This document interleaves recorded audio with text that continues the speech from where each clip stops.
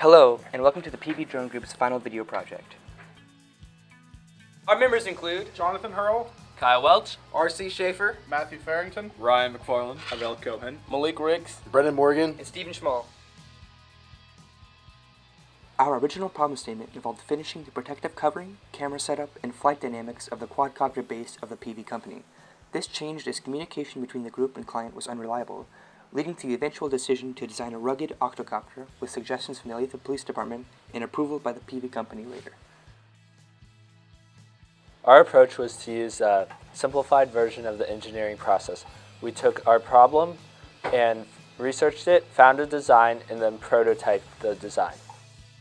The following timeline details each step we took in progressing through our project. From our first parts list to the final 3D drawing, this is the path we took. When we first came to CAPS, we found a quadricopter from last year's group. We tried to fix it, but it ultimately failed, as you will see in the next clip.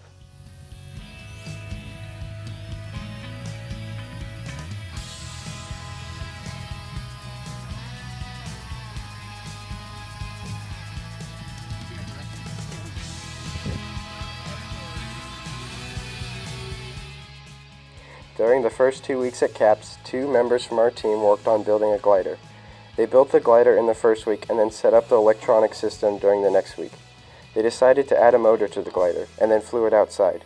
During this time, they got their first experience with a pre-flight checklist. While others were building the glider, the rest of the group began construction on the practice quadcopter. Here, the electronic speed controls are being soldered to the power distribution board. The motor screws didn't initially line up, so an adapter was 3D printed to ensure they remained attached. Here the team is screwing in the motors with the adapters. This is the finished practice quadcopter in the field for flight testing. The following videos show the first successful flight after calibrating the NASA system. As you'll see, the quadcopter takes off smoothly as the NASA system automatically adjusts its position in the air. In the client meeting, Mr. Peavey gave the group various ideas in order to improve the quadcopter he originally wanted and get around specific flight regulations of the FAA. One of the ideas that Mr. Peavey gave us was a tethered drone system. That picture you see here was a tether system being developed by our group before FAA regulations stopped the project. The meeting with the Olathe Police Department was set up along with my father and his co-workers. The meeting was designed to help us figure out what steps to take in order to progress our project further. My name is Joe Morgan. I'm a detective with the Olathe, Kansas Police Department. I'm currently assigned to the FBI's Heart of America Regional Computer Forensics Laboratory. I'm here to talk about drones today and why they are important to law enforcement. The neatest thing about the drone program is that it allows us to see an overview or a bird's eye view of the scenes. Sometimes the scenes that we have are so complex and so large that it's hard for us to kind of graph them. But if we have an overview of them, say with a drone, we can map and have coordinates from there. Also, it allows us, if we have a situation involving a tactical unit, it allows the guys to have a kind of a view or a bird's eye view of what they're getting into. Almost, it's about basically saving, protecting the lives of law enforcement. Regarding the drone and the specifications that we've looked at, I'll tell you right now, with most officers, the simpler the better and the more durable it is. Most of the times, guys get out there and they may not have an understanding of something that's complex.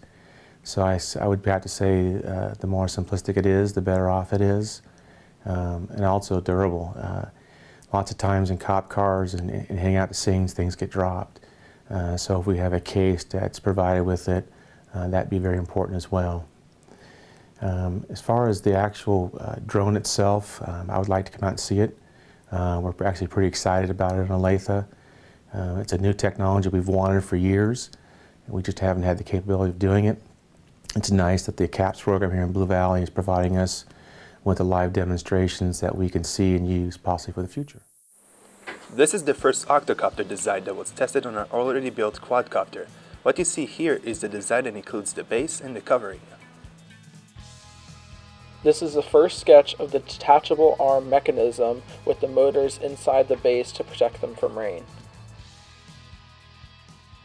In the middle of the semester, we were grounded by administration and we were unable to fly. So this is the notes in the meeting that we took to argue that were safe in flying. This was the cover of the 5-page packet detailing the safety guidelines and pre-flight checklist given to the administration to unground testing. This is the flight training board made in addition to the safety guidelines that allowed the group members to be signed off on their licenses upon completing the requirements. In the midst of the grounding, the team continued to transfer the electronic systems from the old practice quadcopter to the new design. As you'll see, the protective covering case was also made of a heat shrink material.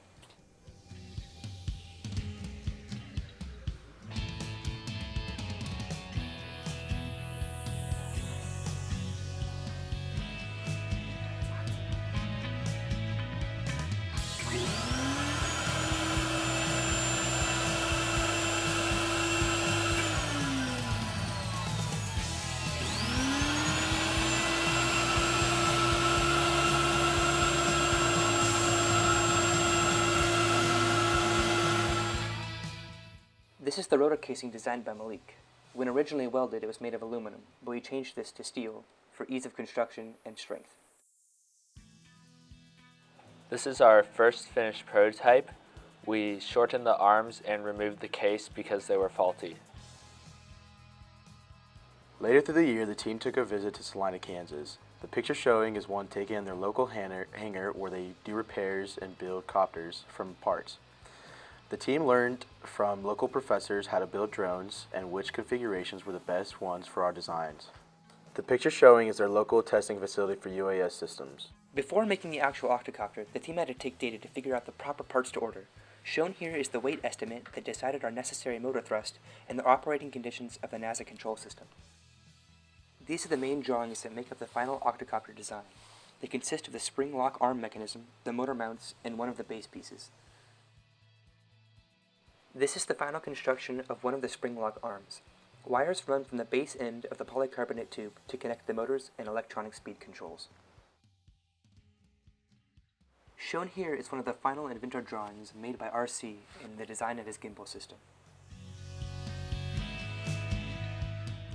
This is the approved parts list after our meeting with the administration. You'll now hear from each member on what they specifically did for the project. I'm Stephen Schmall, and this semester I was one of 2 project managers. Throughout the year, I contributed primarily by configuring the electronic systems for each of our designs. And for our practice quadcopter, I researched and calibrated our receiver and GPS system, which is called the NASA M-Lite. The system acts primarily as the control board for the multi-rotor. It takes signals from the controller while simultaneously and automatically keeping it stable and balanced in the air by measuring its position. In order to calibrate it, I had to consult the manufacturer's website, as well as multiple videos to decide settings such as gain and the location of the GPS connection. Gain's pretty much how much it'll control itself and correct itself in the air. When we prototyped Harrell's design, I unsoldered each electronic speed controller in order to reconnect them to the alternate power distribution board that we had. I did this again when we transferred the electronics back to the main base, and each time recalibrating the NASA. I was also in charge of writing weekly updates, creating documents like the training program after our safety meeting, and constructing the basis for each electronic presentation, and basically ensuring everyone stayed on task, which was not at all an easy job. I was one of 4 pilots who completed training to receive my license, and I was essentially the spokesperson of the team also, explaining what we had to do whenever asked by professionals at site visits or training camps in general.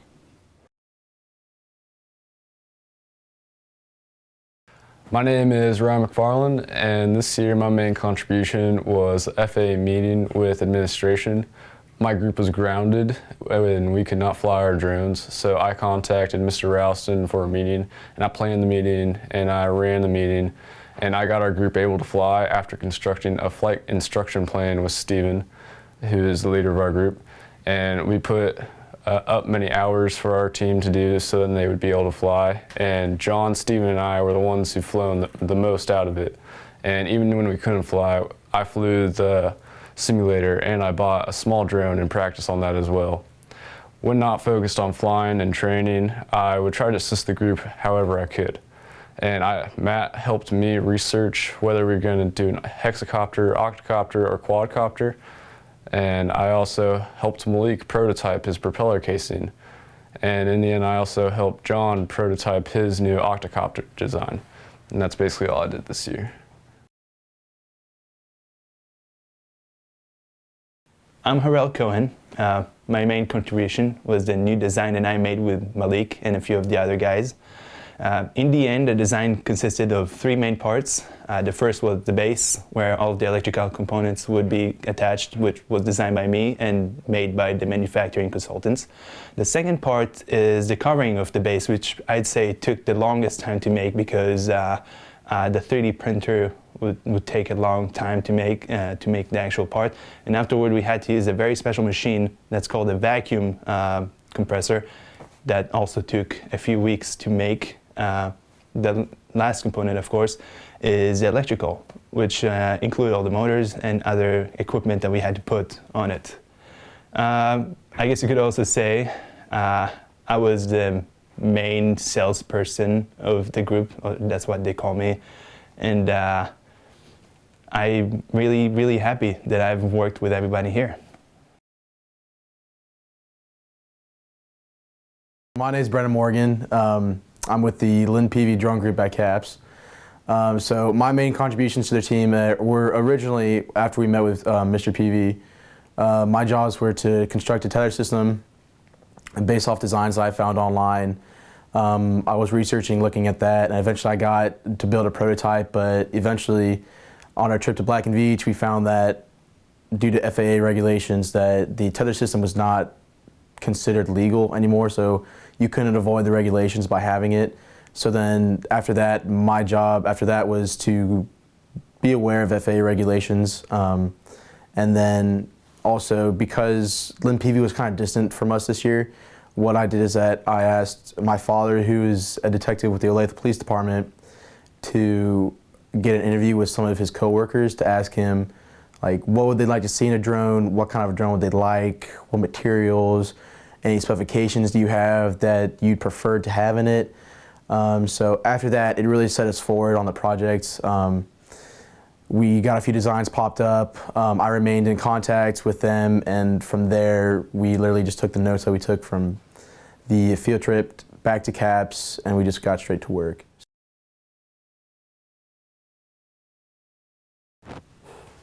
Hello, my name is Malik Ricks, and at the beginning of the semester, I was just doing building and filming mainly of the drones that we made. And as time went on, I had Steven train me into programming the controls in the NASA GPS system, which basically keeps the drone stable and level when it's in the air. And I was also one of the co-designers along with Harel of the first prototype drone. And the part of the prototype drone that I came up with was the rotor casing. And basically what the rotor casing was a case that would go around, over, and under the propeller, so that if it got in a crash, the propellers were protected, and if it were to hit a person, the person wouldn't get cut, so they would be safe.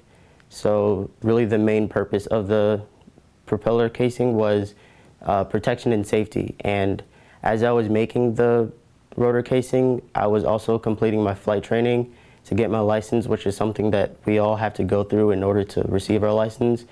And now that I am a licensed pilot, I'm going to go through the future helping with the building of the octocopter drone.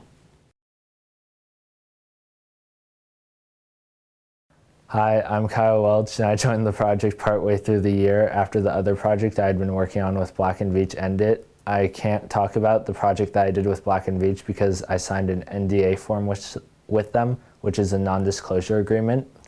I worked with Harel and Matt on this project to select which motors we would use for our octocopter. We compared cost, thrust, and weight in order to choose which motors would be best for our drone. We found 3 different motors and settled on the DJI E1200. They provided the most thrust for the cost. I found a new design for our prop casing after we decided that the original design was too heavy. I drew the inventor designs, but we were unable to print them because they were too big for the 3D printer. I also helped to create PowerPoints for the class presentation and a presentation to the administration asking for additional funding. We recently received the additional funding needed and are currently waiting for the parts to arrive in order for us to continue on with the project. Hello, my name is Richard Schaefer, and this semester I was working on the Peavey drone group. For the Peavey drone group, I worked on the gimbal system. The gimbal system is a system that can rotate on 3 axes of rotation. It's usually used when taking video, so you can get a surround picture. Gimbal system has 3 axes: the x-axis, which is pitch, the y-axis, which is yaw, and the z-axis, which is roll. I looked up the prices of a gimbal system and decided it would be easier to create my own. Next, I started sketching parts for the gimbal system, and that took about 3 weeks. After that, I started to prototype my gimbal system, and I ran into one issue. I'd never used a 3D printer before, and so some of my parts were coming out too big and too small.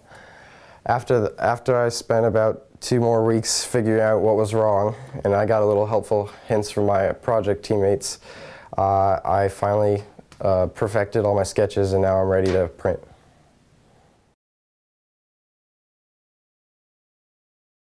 Hi, my name is Matthew Farrington.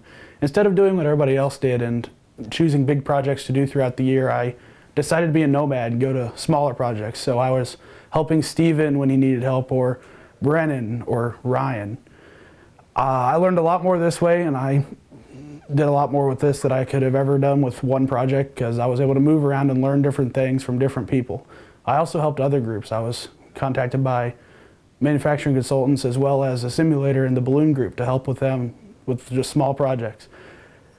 I was happy with what I did because it gave me a lot more skills to do this than just one big thing. I learned a lot more, and I think I got the most out of CAPS that way. My name is Jonathan Hurl. This semester I was one of the project managers.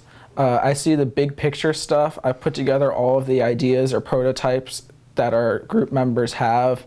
I primarily contributed to the design of the arms of our drone and the system to detach the arms completely. I was also our group's inventor expert. Inventor is a program that allows you to create 3D parts that don't exist outside of CAPS. At the start of the semester, I was also one of our 2 designated pilots, being that I am almost one. I also am the constructor of our new drone because there are so many parts and my drawings are not that interpretable to some looking at it without an explanation. It would be best if I was the one doing it. I helped procure the meeting with Black & Veatch to look at their UAS system, which really showed us the right direction to go with ours and clarified FAA regulations for us to follow. In the future, we have strong plans to continue our project by integrating new members into the group, continuing construction of the octocopter, and presenting our final product to our possible clients. Our original goal for the project was to complete a quadcopter for the Lynn Peavey Company. In the end, we made an octocopter for the Olathe Police Department with the approval of Doug Peavey. Overall, the project gave a huge amount of insight into the operation of unmanned aerial systems by working with professionals and each other to construct a quadcopter, test alternate designs, and nearly finish the octocopter objective.